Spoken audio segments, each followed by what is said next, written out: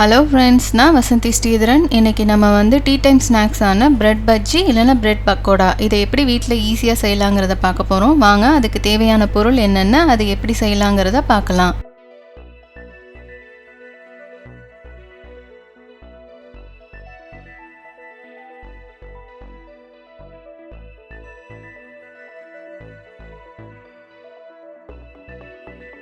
முதல்ல சூடான கடாயில ஒரு டேபிள்ஸ்பூன் ஆயில் ஆட் பண்ணிக்கிறோம். அதில் பொடி பொடியா நறுக்குன பச்சை மிளகாய் 1 ஆட் பண்ணிக்கணும். ஒரு பெரிய வெங்காயத்தில் சின்ன சைஸ் எடுத்துட்டு அதை பொடி பொடியா நறுக்கி வச்சிருக்கோம். அதை இதோட ஆட் பண்ணிக்கணும். வெங்காயம் பச்சை மிளகாய் ஓரளவு வதங்கினதும் ஏற்கனவே பாயில் பண்ணி மேஷ் பண்ணி வச்சிருக்கிற ஒரு பொட்டேட்டோவை இதோட ஆட் பண்ணிட்டு அதையும் நல்லா மிக்ஸ் பண்ணிக்கணும்.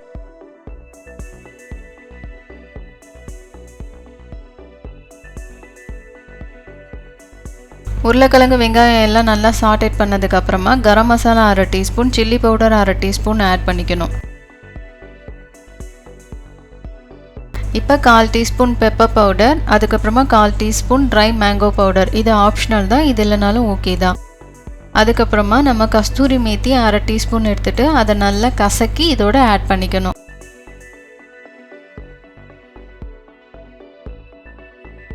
இந்த ஸ்டேஜில் தேவையான அளவு உப்பு சேர்த்துட்டு இதை நல்லா மிக்ஸ் பண்ணிவிட்டு பச்சை வாசனை போகிற அளவுக்கு நல்லா வதக்கிக்கணும்.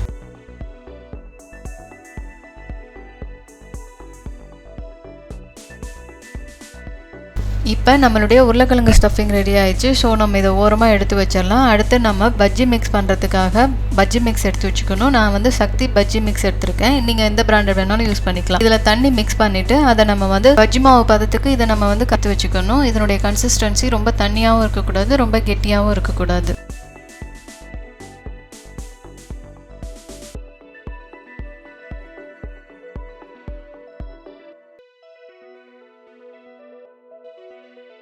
இப்போ சாண்ட்விச் பிரெட் 4 ஸ்லைஸ் எடுத்துக்கிறோம். இதில் 2 ஸ்லைஸில் க்ரீன் சில்லி சாஸ் ஆட் பண்ணிவிட்டு ஸ்ப்ரெட் பண்ணிக்கணும். இதுக்கு பதிலாக ஆப்ஷனலாக நீங்கள் வந்து க்ரீன் சட்னி கூட யூஸ் பண்ணிக்கலாம். அதே மாதிரி அடுத்த 2 ஸ்லைஸில் நம்ம வந்து ரெட் சில்லி சாஸ் ஆட் பண்ணிவிட்டு ஸ்ப்ரெட் பண்ணிக்கணும். இதுக்கு பதிலாக ஆப்ஷனலாக நீங்கள் ரெட் சட்னி கூட யூஸ் பண்ணிக்கலாம். இப்போ சாஸஸ் எல்லாம் ஸ்லைஸில் நல்லா ஸ்ப்ரெட் பண்ணதுக்கப்புறமா நம்ம ஏற்கனவே ப்ரிப்பேர் பண்ணி வச்சுருக்க உருளைக்கிழங்கு ஸ்டஃபிங்கை ஒரு ஸ்லைஸில் வச்சு நம்ம அதை ஸ்ப்ரெட் பண்ணிக்கணும்.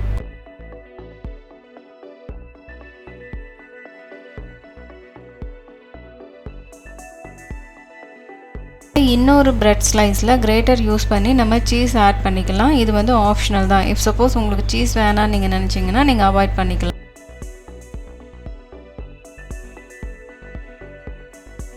அடுத்து நான் பண்ணுற மாதிரி 2 பிரெட் ஸ்லைஸையும் க்ளோஸ் பண்ணிவிட்டு ஒரு நைஃப் யூஸ் பண்ணி ட்ரையாங்கிள் ஷேப்பில் நம்ம வந்து அதை கட் பண்ணி எடுத்து வச்சுக்கணும்.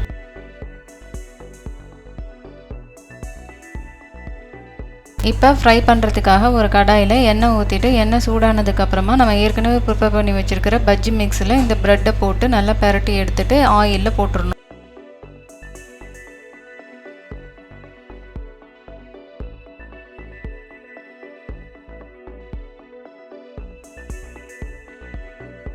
அடுப்பை சிம்மில் வச்சு தான் குக் பண்ணணும். இப்போ 2 பக்கமும் நல்லா வெந்ததுக்கப்புறமா நம்ம ஆயிலிருந்து வெளியில் எடுத்துடணும்.